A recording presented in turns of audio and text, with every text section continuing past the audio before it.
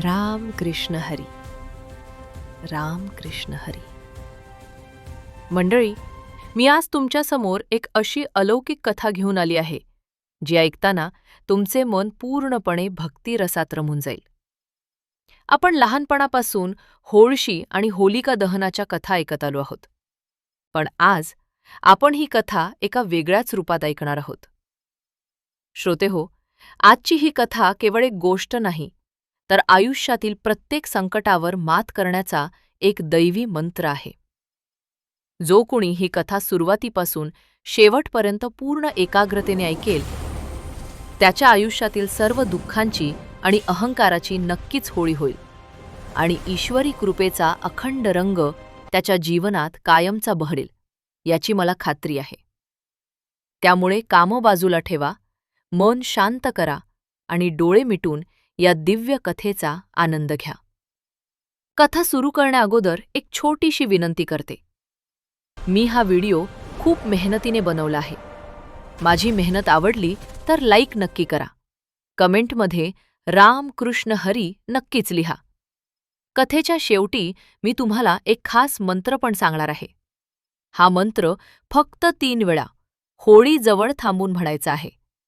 तुमची सर्व संकटे त्याची क्षणी त्या होळीच्या अग्नीत भस्म होतील. चला तर मग मी कथेला सुरुवात करते. आपल्या या कथेची सुरुवात पृथ्वीवर होत नाही बरं का. या कथेची मुळे थेट भगवान श्री विष्णूंच्या वैकुंठ लोकात दडलेली आहेत. वैकुंठ म्हणजे जिथे कसलीही कुंठा नाही, जिथे केवळ आनंद आणि प्रेम आहे. या वैकुंठामध्ये भगवान नारायणांच्या महालाच्या मुख्य प्रवेशद्वारावर जय आणि विजय नावाचे 2 अत्यंत निष्ठावान द्वारपाल पहारा देत असत. हे देवाची सेवा करत होते, पण नकळत त्यांच्या मनात एक सूक्ष्म अहंकार निर्माण झाला होता की आम्ही देवाचे सर्वात जवळचे रक्षक आहोत. एके दिवशी काय गंमत झाली पहा. ब्रह्मदेवांचे मानसपुत्र असलेले 4 कुमार सनक, सनंदन, सनातन आणि सनतकुमार भगवान विष्णूंचे दर्शन घेण्यासाठी वैकुंठात आले. हे 4ही कुमार दिसायला अगदी 5 वर्षांच्या चिमुकल्या बालकांसारखे होते, पण ते अत्यंत ज्ञानी आणि महान तपस्वी होते. जेव्हा हे बालरूप धारण केलेले कुमार आत जाऊ लागले, तेव्हा जय आणि विजय यांनी त्यांना प्रवेशद्वारावरच आपल्या सुवर्ण काठीने अडवले. कुमारांनी अनेक विनंत्या केल्या. अरे बाबांनो, आम्हाला आमच्या प्रभूंचे दर्शन घ्यायचे आहे, आम्हाला आत जाऊ द्या. पण द्वारपालांना त्यांच्या अधिकाराचा गर्व झाला होता. ते कुमारांना हसून म्हणाले, लहान मुलांचे इथे काय काम? प्रभू विश्रांती घेत आहेत. या अपमानामुळे आणि देवाच्या दर्शनात अडथळा आणल्यामुळे त्या शांत कुमारांनाही क्रोध आला. त्यांनी जय विजयांना तिथेच एक भयंकर शाप दिला. ते म्हणाले, ज्या वैकुंठात काम, क्रोध आणि अहंकाराला अजिबात स्थान नाही, तेथे राहून तुम्ही अहंकार बाळगलात. त्यामुळे तुम्हाला या पवित्र लोकातून खाली पृथ्वीवर जावे लागेल आणि असुरी योनीत जन्म घ्यावा लागेल. हा भयंकर शाप ऐकताच जय विजयांच्या पायाखालची जमीनच सरकली. ते थरथर कापू लागले आणि त्यांनी थेट धाव घेत भगवान विष्णूंचे चरण पकडले. प्रभू, आम्हाला वाचवा, आम्हाला तुमच्या विरहात राहायचे नाही. भगवंतांनी हसून अत्यंत शांतपणे सांगितले की कुमारांचा शाप तर मीही मागे घेऊ शकत नाही, पण मी तुम्हाला एक पर्याय नक्की देऊ शकतो. जर तुम्ही भक्तांच्या रूपात पृथ्वीवर जन्म घेतलात तर तुम्हाला 7 जन्म घ्यावे लागतील. पण जर तुम्ही माझे शत्रू म्हणून जन्म घेतलात तर केवळ 3 जन्मातच तुमचा उद्धार करण्यासाठी मी स्वतः अवतार घेईन. जय विजयांनी विचार केला, 7 जन्म देवापासून दूर राहण्यापेक्षा 3 जन्म शत्रू बनून राहिलेले परवडले. त्यांनी 3 जन्मांचा पर्याय निवडला आणि अशा प्रकारे पहिल्या जन्मात ते हिरण्याक्ष आणि हिरण्यकश्यपू या 2 अत्यंत बलाढ्य आणि क्रूर दैत्यांच्या रूपात पृथ्वीवर अवतरले. पृथ्वीवर जन्म घेतल्यानंतर या दोन्ही भावांनी अक्षरशः हाहाकार माजवला. मोठा भाऊ हिरण्याक्ष याने तर पृथ्वीला पळवून थेट रसातळात नेऊन लपवले. तेव्हा पृथ्वीचे रक्षण करण्यासाठी भगवान विष्णूंनी वराह अवतार धारण केला आणि हिरण्याक्षाचा वध करून पृथ्वीला पुन्हा वर आणले. आपल्या सख्या आणि लाडक्या भावाचा मृत्यू झाल्याचे समजताच धाकटा भाऊ हिरण्यकश्यपू क्रोधाने बेभान झाला. त्याचे डोळे रागाने लालबुंद झाले. त्याने ठरवले की ज्या विष्णूने माझ्या भावाला मारले आहे त्या विष्णूला मी सोडणार नाही. मी त्याचा समूळ नाश करेन. पण विष्णूला मारणे इतके सोपे होते का? अजिबात नाही. त्यासाठी अपार आणि अफाट शक्तीची आवश्यकता होती. ही शक्ती मिळवण्यासाठी हिरण्यकश्यपूने घरदार सोडले आणि तो थेट मंदार पर्वतावर गेला. तिथे जाऊन त्याने साक्षात ब्रह्मदेवाला प्रसन्न करण्यासाठी अत्यंत उग्र आणि कठोर तपश्चर्या सुरू केली. श्रोतेहो, तपश्चर्या म्हणजे काय असते हे हिरण्यकश्यपूकडून शिकावे. तो एका पायावर उभा राहिला. त्याने अन्न पाणी सोडले. ऊन, वारा, पाऊस कशाचीही पर्वा केली नाही. दिवसामागून दिवस, महिन्यामागून महिने आणि वर्षांमागून वर्ष लोटली. त्याची तपश्चर्या इतकी भयानक आणि अचल होती की त्याच्या स्थिर शरीराभोवती वाळवीनं एक मोठे वारूळ निर्माण केले. मुंग्या आणि कीटकांनी त्याच्या शरीरावरील सर्व मांस खाऊन टाकले. त्याच्या शरीराचा केवळ हाडांचा सांगाडा उरला होता. तरीही तो जागचा हलला नाही. त्याचे संपूर्ण लक्ष केवळ ब्रह्मदेव आणि अमरत्व यावरच केंद्रित होते. त्याच्या या कठोर तपश्चर्येतून एक भयंकर उष्णता निर्माण झाली. त्या उष्णतेमुळे संपूर्ण त्रिभुवनात, स्वर्गात आणि मृत्यूलोकात हाहाकार माजला. सर्व देवगण भयभीत झाले. त्यांना वाटले आता हा दैत्य संपूर्ण सृष्टीला जाळून भस्म करतो की काय. हिरण्यकश्यपू तपश्चर्याला बसलेला असताना इकडे देवराज इंद्राने एक विचार केला. त्याने पाहिले की दैत्यनगरीचा राजा आता राजवाड्यात नाही. हीच योग्य वेळ साधून त्याने दैत्यनगरीवर मोठे आक्रमण केले. त्यावेळी हिरण्यकश्यपूची पत्नी महाराणी कायधू ही गर्भवती होती. इंद्राने विचार केला की हिरण्यकश्यपू आधीच इतका भयंकर आहे, तर त्याच्या पत्नीच्या गर्भात वाढणारा दैत्य किती भयानक असेल. तो जन्म घेण्याआधीच त्याला नष्ट केले पाहिजे. असा विचार करून इंद्राने महाराणी कायधूला बंदी बनवले आणि तिला मारण्याच्या उद्देशाने तो तिला स्वर्गाकडे घेऊन जाऊ लागला. बिचारी कायधू अत्यंत घाबरली होती आणि रडत होती. पण जगात जेव्हा जेव्हा अन्याय होतो तेव्हा देव कोणाला तरी नक्की पाठवतो. नेमक्या याच वेळी वीणा वाजवत आणि नारायण नारायण म्हणत परम भगवत भक्त देवर्षी नारद मुनी तिथे प्रकट झाले. नारद मुनींनी इंद्राला अडवले आणि अत्यंत कठोर शब्दात सुनावले, हे देवराज, थांब तिथेच. तू ज्या स्त्रीला बंदी बनवले आहेस तिच्या गर्भात कोणताही सामान्य दैत्य नाही. तिथे साक्षात परमेश्वराचा एक महान आणि निष्पाप भक्त वाढत आहे. या बालकाला कोणताही धोका पोचवणे हे महापाप ठरेल. नारद मुनींचे हे शब्द ऐकून इंद्र चमकला. त्याला आपली चूक समजली. त्याने तात्काळ महाराणी कायधूला मुक्त केले, तिची क्षमा मागितली आणि तो स्वर्गात निघून गेला.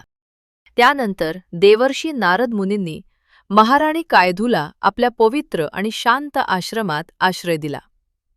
त्यांनी तिला आपली कन्या मानली. तिथे त्या तपोवनात त्यांनी कायधूला दररोज श्रीहरीच्या लीला, ज्ञान आणि भक्तीचे महत्त्व सांगण्यास सुरुवात केली. श्रोतेहो, संस्कारांचे महत्त्व किती मोठे असते हे यावरून दिसून येते. देवर्षी नारद मुनी महाराणी कायधूला रोज नवविधा भक्तीचा उपदेश करत असत. महाराणी कायधू कधीकधी थकव्यामुळे झोपी जात असे. पण गंमत पहा, कायधू जरी झोपली तरी तिच्या गर्भात वाढत असलेला तो महान जीव, तो छोटासा गर्भ नारद मुनींचा प्रत्येक शब्द अत्यंत लक्षपूर्वक ऐकत होता. तो गर्भ मुनींच्या शब्दांना हुंकार देत होता. अशा प्रकारे जन्म घेण्यापूर्वीच प्रल्हादावर भक्तीचे अत्यंत महान संस्कार झाले. नारद मुनींनी सांगितलेली ही नवविधा भक्ती नक्की काय आहे? चला आपण समजून घेऊया, म्हणजे ती आपल्या रोजच्या जीवनात कशी उतरवायची हे लक्षात येईल. पहिली श्रवण भक्ती. भगवंताच्या कथा आणि कीर्तन एकाग्रतेने ऐकणे. प्रल्हादाने स्वतःच्या आईच्या गर्भात असतानाच नारद मुनींकडून ज्ञान श्रवण केले. दुसरी म्हणजे कीर्तन भक्ती. ईश्वराच्या गुणांचे प्रेमाने आणि आनंदाने गायन करणे. प्रल्हाद सतत ओम नमो नारायणाय या मंत्राचे आनंदाने कीर्तन करत असे. तिसरी आहे स्मरण भक्ती. प्रत्येक क्षणी आणि प्रत्येक श्वासात भगवंताला आठवणे. कितीही भयानक संकटे आली तरी प्रल्हादाने नारायणाचे स्मरण क्षणभरही सोडले नाही. चौथी पादसेवन भक्ती. ईश्वराच्या आणि गुरुजनांच्या चरणांची निस्वार्थ सेवा करणे. पाचवी अर्चन भक्ती. विधीपूर्वक आणि मनोभावे ईश्वराची पूजा अर्चा करणे. सहावी वंदन भक्ती. ईश्वराला आणि चराचरातील ईश्वरी अंशाला नमस्कार करणे. सातवी दास्य भक्ती. स्वतःला भगवंताचा एक सामान्य सेवक किंवा दास मानून जगणे. आठवी सख्य भक्ती. भगवंताला आपला सर्वात जवळचा मित्र किंवा सखा मानणे. नववी आत्मनिवेदन. स्वतःचे संपूर्ण अस्तित्व भगवंताच्या चरणी पूर्णपणे समर्पित करणे. या नवविधा भक्तीचे संस्कार घेऊन काही काळानंतर महाराणी कायधूने एका अत्यंत तेजस्वी, शांत आणि सात्विक पुत्राला जन्म दिला. या पुत्राच्या चेहऱ्यावर सूर्यासारखे तेज आणि चंद्रासारखी शीतलता होती. नारद मुनींनी या पुत्राचे नाव प्रल्हाद ठेवले. प्रल्हाद या शब्दाचा अर्थच मुळी अत्यंत आनंद देणारा किंवा आल्हाददायक असा होतो. प्रल्हादाच्या जन्माने त्या अंधाऱ्या आणि क्रूर दैत्यकुळात जणू एक प्रखर प्रकाशकिरण अवतरला होता. इकडे जंगलात काय चालले होते? हिरण्यकश्यपूची उग्र तपश्चर्या शिगेला पोचली होती. त्याच्या तपश्चर्येवर प्रसन्न होऊन अखेर साक्षात ब्रह्मदेव तिथे प्रकट झाले. ब्रह्मदेवांनी पाहिले की हा दैत्य पूर्णपणे हाडांचा सांगाडा झाला आहे. त्यांनी आपल्या कमंडलूतील पवित्र जल त्या अस्थिपंजरावर शिंपडले. आणि काय आश्चर्य! एका क्षणात हिरण्यकश्यपूला अत्यंत बलदंड, तेजस्वी आणि वज्रासारखे मजबूत शरीर प्राप्त झाले. ब्रह्मदेवाने त्याला विचारले, हे दैत्य राजा, मी तुझ्यावर प्रसन्न आहे. तुला जे हवे ते वरदान तू मागू शकतोस. हिरण्यकश्यपू अत्यंत चतुर आणि धूर्त होता. त्याला अमर व्हायचे होते, पण त्याने थेट अमरत्व मागितले नाही, कारण जन्मलेल्या प्रत्येकाला मृत्यू अटळ आहे हे त्याला चांगलेच माहीत होते. त्याने अत्यंत हुशारीने मृत्यूचे सर्व दरवाजे बंद करणारे एक गुंतागुंतीचे वरदान मागितले. तो हात जोडून म्हणाला, हे ब्रह्मदेव, जर तुम्ही मला वरदान देत असाल तर असे द्या की तुमच्या कोणत्याही निर्मितीकडून माझा मृत्यू होऊ नये. माझा मृत्यू ना दिवसा व्हावा ना रात्री व्हावा. माझा मृत्यू ना घरात व्हावा ना घराबाहेर व्हावा. तो पुढे म्हणाला, माझा वध ना कोणत्याही शस्त्राने व्हावा ना कोणत्याही अस्त्राने. मला ना माणसाने मारावे ना कोणत्याही प्राण्याने मारावे. माझा मृत्यू ना पृथ्वीवर व्हावा ना आकाशात व्हावा. श्रोते हो, आता तुम्हीच सांगा, एवढ्या अटी घातल्यावर मृत्यू येणार तरी कसा? माणसाला वाटतं की आपण देवापेक्षा जास्त हुशार आहोत, पण देव हा देव असतो. ब्रह्मदेवाने स्मितहास्य केले आणि तथास्तु म्हटले. हे अद्भुत वरदान देऊन ते अंतर्धान पावले. हे अद्वितीय वरदान मिळाल्यावर हिरण्यकश्यपूला वाटले की आता आपण खऱ्या अर्थाने अमर झालो आहोत. आता आपल्याला कोणीही मारू शकत नाही. त्याचा अहंकार गगनाला भिडला. तो दैत्यनगरीत परतला. त्याने आपल्या प्रचंड सेनेला सोबत घेतले आणि सर्व देवांवर आक्रमण केले. त्याने स्वर्गाचे राज्य बळकावले. देवराज इंद्राला त्याच्या सिंहासनावरून खाली खेचले आणि संपूर्ण त्रैलोक्यावर आपली निरंकुश सत्ता प्रस्थापित केली. त्याने राज्यात एक अत्यंत कठोर फतवा काढला. दवंडी पिटवली गेली. या विश्वात केवळ एकच देव आहे आणि तो म्हणजे मी स्वतः, हिरण्यकश्यपू. इथून पुढे कोणीही विष्णूचे, नारायणाचे किंवा इतर कोणत्याही देवाचे नाव घेता कामा नये. जर कोणीही विष्णूची पूजा करताना आढळला तर त्याला तात्काळ मृत्युदंड दिला जाईल. त्याच्या या क्रूर आदेशामुळे सर्वत्र भयाचे वातावरण निर्माण झाले. बिचारी सर्व प्रजा केवळ भीतीपोटी हिरण्यकश्यपूची पूजा करू लागली. दैत्यराज हिरण्यकश्यपू एकीकडे स्वतःला देव मानून प्रजेवर जुलूम करत होता, तर दुसरीकडे त्याचा स्वतःचा पुत्र प्रल्हाद रात्रंदिवस राजवाड्यात राहून केवळ ओम नमो नारायणाय या मंत्राचा जप करत होता. प्रल्हाद जसा मोठा होऊ लागला तसतशी त्याची विष्णुभक्ती अधिकच दृढ होत गेली. तो इतर सामान्य राजपुत्रांसारखा खेळण्यात किंवा राजवैभवात रमत नसे. त्याचे मन सदैव श्रीहरीच्या चिंतनात मग्न असे. जेव्हा हिरण्यकश्यपूला समजले की आपला मुलगा काही वेगळाच वागत आहे, तो सतत कोणाचे तरी नाव पुटपुटत असतो, तेव्हा त्याने प्रल्हादाला योग्य ते राजकीय शिक्षण देण्यासाठी शुक्राचार्यांचे 2 पुत्र शंड आणि अमर्क यांच्या गुरुकुलात पाठवण्याचा निर्णय घेतला. प्रल्हादाने राजनीती, अर्थशास्त्र आणि दैत्यकुळाचे नियम शिकावेत ही त्याची अपेक्षा होती. शंड आणि अमर्क यांनी प्रल्हादाला साम, दाम, भेद आणि दंड या राजकीय नीती शिकवण्याचा आटोकाट प्रयत्न केला. ते सांगत असत, हे प्रल्हादा, हा आपला मित्र आहे आणि तो आपला शत्रू आहे. शत्रूला नेहमी संपवावे. पण प्रल्हादाचे चित्त या नश्वर आणि भेदभावाच्या गोष्टींमध्ये नव्हते. तो आपल्या गुरूंना अत्यंत नम्रपणे विचारत असे, हे गुरुदेव, तुम्ही मला मित्र आणि शत्रू असा भेद करायला का शिकवत आहात? सर्व प्राणीमात्रांमध्ये तोच एक परमात्मा वास करत असताना कोणी कोणाचा शत्रू कसा असू शकतो? प्रल्हादाचे हे अगाध ज्ञान आणि गोड बोलणे ऐकून गुरुजनही चकित होत असत. त्यांना घाम फुटायचा की या मुलाला शिकवायचे तरी काय. जेव्हा गुरुजन आश्रमाबाहेर जात असत तेव्हा प्रल्हाद एक गंमत करायचा.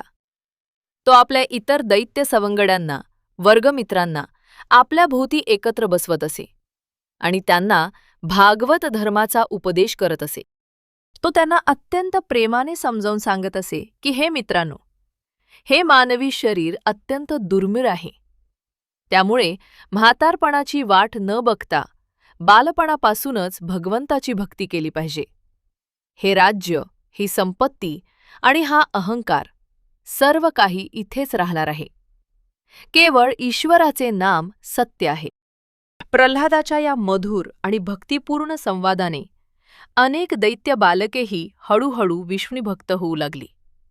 संपूर्ण गुरुकुलात नारायणाच्या नामाचा गजर होऊ लागला. एके दिवशी हिरण्यकश्यपूने प्रल्हादाला राजवाड्यात बोलावून घेतले. त्याला वाटले की गुरुकुलात राहून आपला मुलगा आता खूप हुशार राजकारणी झाला असेल. त्याने प्रल्हादाला अत्यंत प्रेमाने आपल्या मांडीवर बसवले. त्याच्या डोक्यावरून हात फिरवला आणि वात्सल्याने विचारले, बाळा प्रल्हाद, तू गुरुकुलात इतकी वर्ष शिक्षण घेत आहेस. तू आत्तापर्यंत जे काही शिकलास त्यातील सर्वात उत्तम गोष्ट कोणती आहे ते मला सांग. त्या छोट्याशा निष्पाप बालकाने अत्यंत शांतपणे आणि गोड आवाजात उत्तर दिले, पिताजी, मी जे काही समजून घेतले आहे त्यानुसार या संसारातील सर्व भौतिक गोष्टी, हा राजवाडा आणि ही मोहमाया म्हणजे एक अंधारलेली विहीर आहे. या विहिरीतून बाहेर पडून जंगलात जाणे आणि सर्वांचे पालन करते असलेल्या श्री हरिनारायणाची मनोभावे भक्ती करणे, हीच या जगातील सर्वात उत्तम गोष्ट आहे. श्रीहरिनारायण हे नाव ऐकताच हिरण्यकश्यपूच्या तळपायाची आग थेट मस्तकात गेली. त्याने रागाने प्रल्हादाला आपल्या मांडीवरून थेट जमिनीवर ढकलून दिले. ज्या विष्णूने आपल्या भावाचा वध केला त्याचेच नाव आपला स्वतःचा मुलगा आपल्याच मांडीवर बसून घेत आहे हे त्याला सहन झाले नाही. त्याने गुरूंना बोलावून त्यांचा अत्यंत भयंकर अपमान केला. तो ओरडून म्हणाला, माझ्या मुलाला माझ्या सर्वात मोठ्या शत्रूची भक्ती करायला तुम्हीच शिकवलेत का? तुमचा शिरच्छेद का करू नये? गुरूंनी थरथर कापत हात जोडून सांगितले की महाराज, आमचा विश्वास ठेवा. आम्ही त्याला हे काहीही शिकवलेले नाही. त्याची ही बुद्धी जन्मजात आहे. तो कुणाचेच ऐकत नाही. त्यानंतर हिरण्यकश्यपूने स्वतः प्रल्हादाचे मन वळवण्याचे अनेक प्रयत्न केले. त्याने साम आणि दामाचा वापर केला.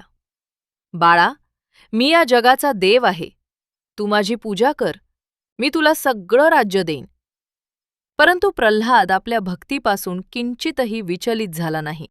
अखेर हिरण्यकश्यपूचा सर्व संयम सुटला. त्याच्या डोळ्यांवर अहंकाराची पट्टी बांधलेली होती. त्याच्यातील क्रूर दैत्य जागा झाला. त्याने आपल्याच पोटच्या मुलाला, त्या 5-6 वर्षाच्या कोवळ्या बालकाला मृत्यूदंड देण्याचा अत्यंत भयंकर आदेश दिला. श्रोते हो, एका बापाने आपल्या मुलाला मारण्यासाठी कसे कसे अमानुष मार्ग वापरले हे ऐकून तुमच्याही अंगावर काटा येईल. प्रथम प्रल्हादाला एका अत्यंत उंच कड्यावरून खाली खडकांवर ढकलून देण्यात आले. पण प्रल्हाद घाबरला नाही. तो डोळे मिटून नारायण नारायण म्हणत खाली पडत होता. आणि काय आश्चर्य! जमिनीवर आदळण्यापूर्वीच साक्षात नारायणाने अदृश्य हातांनी त्याला एखाद्या फुलासारखे झेलले. त्याला साधे खरचटले सुद्धा नाही. त्यानंतर त्याला भयंकर विषारी आणि फुत्कारणाऱ्या सापांच्या अंधाऱ्या कोठडीत टाकण्यात आले. सापांनी त्याला चावावा अशी योजना होती. परंतु सापांनी प्रल्हादाला दंश करण्याऐवजी त्याच्या भोवती प्रेमाने वेटोळे घातले आणि त्याला मऊ गादीसारखी सावली दिली. त्याला उन्मत्त आणि पिसाळलेल्या हत्तींच्या पायाखाली तुडवण्यासाठी टाकण्यात आले. हत्ती वेगाने त्याच्या अंगावर धावून आले. परंतु प्रल्हादाच्या जवळ येताच ते जंगली हत्ती एकदम शांत झाले आणि त्यांनी आपली सोंड उंचावून त्या बालकाला नमस्कार केला. प्रल्हादाला अन्नातून भयंकर विष पाजण्यात आले. मात्र भक्तीच्या सामर्थ्यामुळे त्या विषाचे थेट अमृत झाले. प्रल्हादाने ते विष अत्यंत गोड मानून पचवले. अनेक क्रूर प्रयत्न करूनही प्रल्हादाच्या चेहऱ्यावरील हास्य आणि ओठांवरील नारायण नाम किंचितही कमी झाले नाही. त्याचे हे अविचल रूप पाहून हिरण्यकश्यपू अधिकच संतप्त आणि आतून हताश झाला. हिरण्यकश्यपूला आता काहीही करून प्रल्हादाचा अंत करायचा होता. तेव्हा त्याला आपली बहीण होलिका हिची आठवण झाली. होलिका ही एक अत्यंत क्रूर राक्षसी होती. तिला साक्षात ब्रह्मदेवाकडून एक अत्यंत चमत्कारी विशेष वस्त्र मिळाले होते. जर तिने ते वस्त्र परिधान केले तर साक्षात अग्निदेवही तिला जाळू शकत नव्हता. अग्नीचा तिच्यावर कोणताही परिणाम होत नसे. हिरण्यकश्यपूने एक भयानक कट रचला. त्याने नगराच्या मध्यभागी लाकडांची एक महाप्रचंड चिता रचण्याची आज्ञा दिली. संपूर्ण नगरीत दहशतीचे आणि शोकाचे वातावरण पसरले. प्रल्हादाची आई महाराणी कायधू रडत होती. नवऱ्याचे पाय पकडून विनवण्या करत होती. माझ्या बाळाला सोडून द्या हो, तो लहान आहे. परंतु अहंकाराने पूर्णपणे आंधळा झालेल्या हिरण्यकश्यपूने कोणाचेही ऐकले नाही. अखेर तो क्षण आला. लाकडांना अग्नी प्रज्वलित करण्यात आला. आकाशाला गवसणी घालणाऱ्या भयंकर ज्वाला भडकू लागल्या. आगीची धग इतकी होती की लांब उभे राहणेही कठीण झाले होते. हिरण्यकश्यपूच्या आज्ञेवरून होलिका ते चमत्कारी वस्त्र अंगावर पांघरून त्या भयंकर आगीत जाऊन बसली आणि तिने लहानग्या प्रल्हादाला बळजबरीने आपल्या मांडीवर घट्ट धरून ठेवले. श्रोते हो, कल्पना करा त्या दृश्याची. चारही बाजूंनी आग भडकलेली आहे. पण प्रल्हादाच्या चेहऱ्यावर ना भीती होती ना दुःख. त्याचे डोळे मिटलेले होते आणि दोन्ही हात जोडून तो केवळ एकाच नामात लीन होता. ओम नमो भगवते वासुदेवाय, ओम नमो नारायणाय. आणि मग निसर्गाचा आणि ईश्वरी कृपेचा एक अद्भुत चमत्कार घडला. अचानक आकाशात ढग दाटून आले आणि एक प्रचंड वेगाचा वारा सुटला. त्या वाऱ्याच्या जोताने होलिकाच्या अंगावरील ते अग्निप्रतिबंधक वस्त्र उडून गेले आणि थेट प्रल्हादाच्या अंगावर येऊन पडले. होलिका भयभीत झाली. तिला आगीचे चटके बसू लागले. ती जोरजोरात किंकाळ्या फोडू लागली. तिने अग्नीतून बाहेर पडण्याचा खूप प्रयत्न केला, परंतु अग्नीच्या ज्वालांनी तिला चारी बाजूंनी विळखा घातला. पाहत पाहत अत्यंत गर्विष्ठ आणि क्रूर असलेली होलिका त्या आगीत जळून भस्मसात झाली. जेव्हा आगीच्या ज्वाला शांत झाल्या, धूर विरळ झाला, तेव्हा सर्वांनी पाहिले की तो छोटासा भक्त प्रल्हाद त्या राखेच्या ढिगाऱ्यात अत्यंत सुरक्षित आणि शांत बसून श्रीहरीचा जप करत आहे. आगीच्या एका छोट्याशा ठिणगीनेही त्याच्या कोवळ्या त्वचेला स्पर्श केलेला नव्हता. प्रल्हादाला सुरक्षित पाहून सर्व प्रजेने मनातल्या मनात देवाचे आभार मानले आणि विष्णूचा जय जयकार केला. आपण जी दरवर्षी होळी साजरी करतो ती याच होलिका दहनाची आठवण म्हणून. होलिका ही केवळ एक राक्षसी नव्हती, तर ती आपल्या मनातील वाईट विचार, अहंकार आणि क्रूरतेचे प्रतीक होती. प्रल्हादाची भक्ती आणि निष्ठा इतकी महान होती की तिने अग्नीलाही शीतल केले. वाईटावर चांगल्याचा आणि क्रूरतेवर भक्तीचा हा विजय दरवर्षी फाल्गुन पौर्णिमेला साजरा केला जातो. होळीच्या आगीत स्वतःची बहीण होलिकेचा जळून कोळसा झालेला पाहिल्यानंतर हिरण्यकश्यपूचा राग त्याच्या सर्वोच्च सीमेवर पोहोचला. तो अक्षरशः वेडापिसा झाला. तो हातात एक भयंकर आणि धारदार तलवार घेऊन प्रल्हादाच्या दिशेने वेगाने धावला. त्याने प्रल्हादाचे केस पकडले आणि अत्यंत कर्कश आवाजात त्याला विचारले, "अरे मूर्खा, तू सतत ज्याचा जप करतोस, ज्याच्या बळावर तू माझा आणि माझ्या बहिणीचा अंत केलास, कुठे आहे तो तुझा देव? तू म्हणतोस ना तो सगळीकडे आहे? मग मला सांग, तो या राजवाड्यातील दगडी खांबामध्ये आहे का?" प्रल्हादाने शांतपणे आपले डोळे उघडले. त्याच्या डोळ्यात जराही भीती नव्हती. त्याने अत्यंत विश्वासाने उत्तर दिले, "होय पिताजी, माझे नारायण सर्वत्र आहेत. ते तुमच्यात आहेत, माझ्यात आहेत, तुमच्या हातातील या तलवारीमध्ये आहेत. आणि हो, या समोरच्या दगडी स्तंभातही साक्षात विद्यमान आहेत." हे ऐकताच हिरण्यकश्यपू अत्यंत रागाने ओरडला आणि त्याने आपल्या हातातील मुठीने आणि तलवारीने त्या विशाल दगडी स्तंभावर जोरदार प्रहार केला. आणि त्याच क्षणी कडाड कडाड कडाड असा अतिप्रचंड आणि कान ठळ्या बसवणारा आवाज झाला. जणू संपूर्ण ब्रह्मांड फाटले आहे असा तो आवाज होता. तो विशाल दगडी खांब मधोमध दुभंगला आणि त्यातून एक अत्यंत रौद्र, भयानक आणि अलौकिक रूप प्रकट झाले. हे रूप कसे होते? हे रूप ना पूर्णपणे माणसाचे होते, ना पूर्णपणे प्राण्याचे. त्यांचे मुख आणि मस्तक एका भयंकर सिंहाचे होते, तर शरीर एका बलदंड मानवाचे होते. डोळे जळत्या निखारांसारखे लालबुंद होते आणि सोनेरी आयाळ हवेत उडत होती. हे साक्षात भगवान विष्णूंचा नरसिंह अवतार होता. भगवान नृसिंहांची ती भयंकर गर्जना ऐकून संपूर्ण पृथ्वी थरथर कापू लागली. समुद्र खवळले. हिरण्यकश्यपूने आपल्या तलवारीने नृसिंहांवर आक्रमण करण्याचा प्रयत्न केला, परंतु भगवंतांनी त्याला एका लहानग्या खेळण्यासारखे उचलून पकडले. आता ब्रह्मदेवाने दिलेल्या वरदानाची प्रत्येक अट पूर्ण करण्याची वेळ आली होती.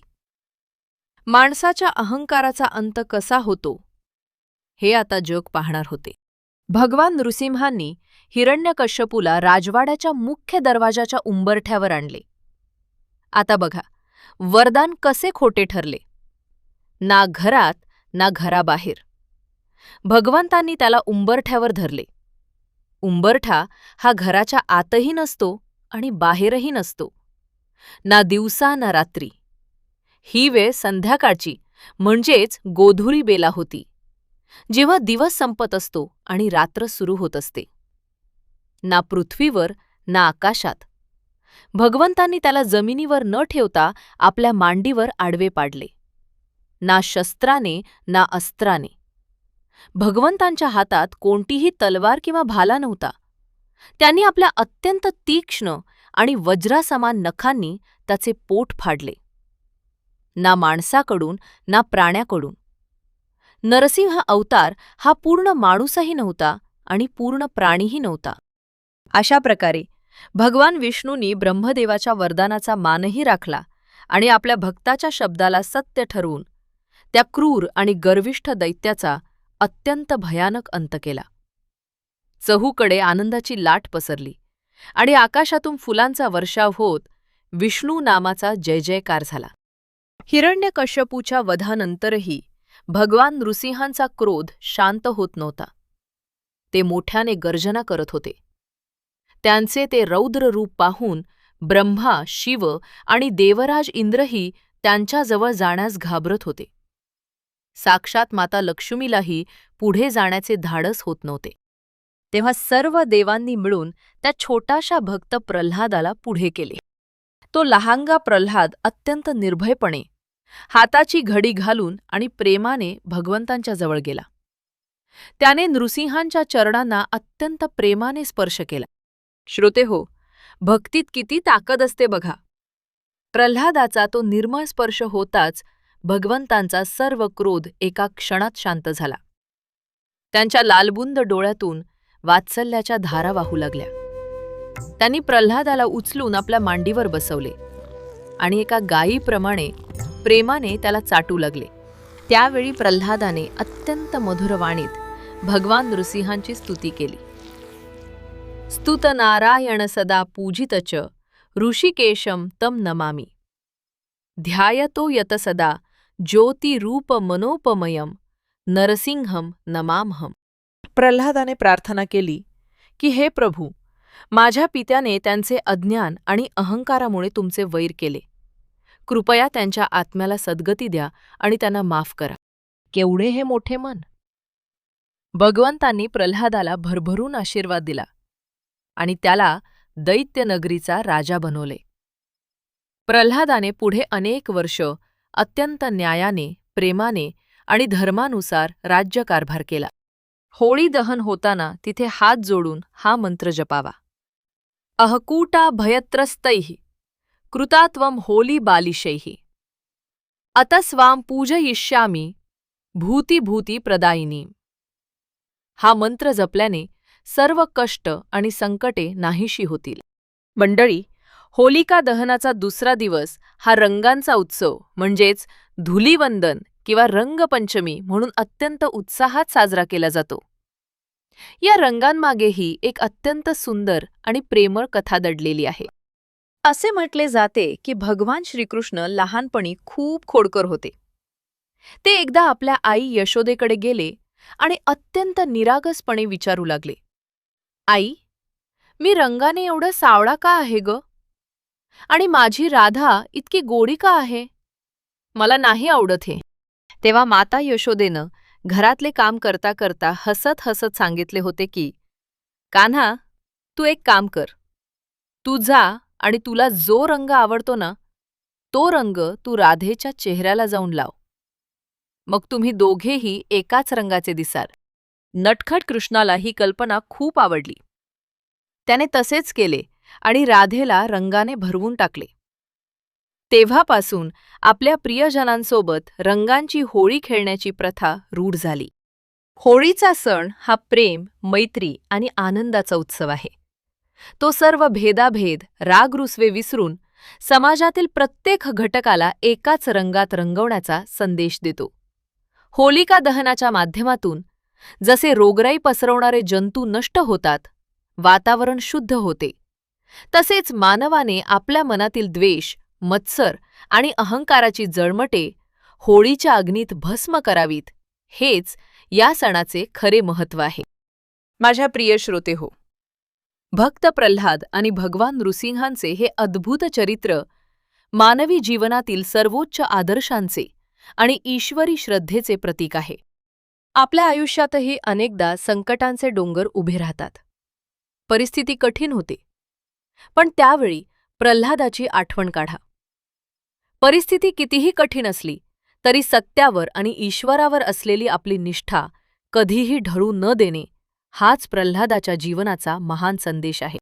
चला तर मग आपणही या होळीला आपल्या मनातील सर्व वाईट विचारांचे दहन करूया आणि भक्तीच्या, प्रेमाच्या रंगात न्हाऊन निघूया. तुम्हा सर्वांना हे आख्यान नक्कीच आवडले असेल. जर ही कथा ऐकताना तुमचे मन थोडे जरी भक्तिरसात रमले असेल तर कृपया या व्हिडिओला खाली दिलेले लाईकचे बटन दाबून नक्की लाईक करा. प्रल्हादाची भक्ती आणि ही संपूर्ण कथा ऐकून तुमच्या मनात कोणते भाव निर्माण झाले? तुम्हाला यातील कोणता प्रसंग सर्वात जास्त आवडला? ते मला खाली कमेंट करून अवश्य सांगा. तुमच्या कमेंट्स वाचायला मला खूप आवडेल. ही पवित्र कथा अधिकाधिक लोकांपर्यंत पोहोचावी आणि सर्वांना भक्तीचा आनंद मिळावा म्हणून तुमच्या सर्व मित्रपरिवारासोबत व्हॉट्सॲप ग्रुपवर हा व्हिडिओ नक्की शेअर करा. आणि हो, अशाच प्रकारच्या अत्यंत सुंदर, आध्यात्मिक आणि मनाला शांती देणाऱ्या कथा नियमितपणे ऐकण्यासाठी आपल्या या चॅनलला लगेच सबस्क्राईब करायला विसरू नका. सर्वांच्या आयुष्यात होळीचे सप्तरंग आनंदाची, सुखाची, आरोग्याची आणि ईश्वरी भक्तीची उधळण करोत, याच शुभकामनेसह आजचे हे आख्यान मी प्रभूंच्या चरणी अर्पण करून इथेच पूर्णत्वास नेते. राम कृष्ण हरी. नारायण नारायण.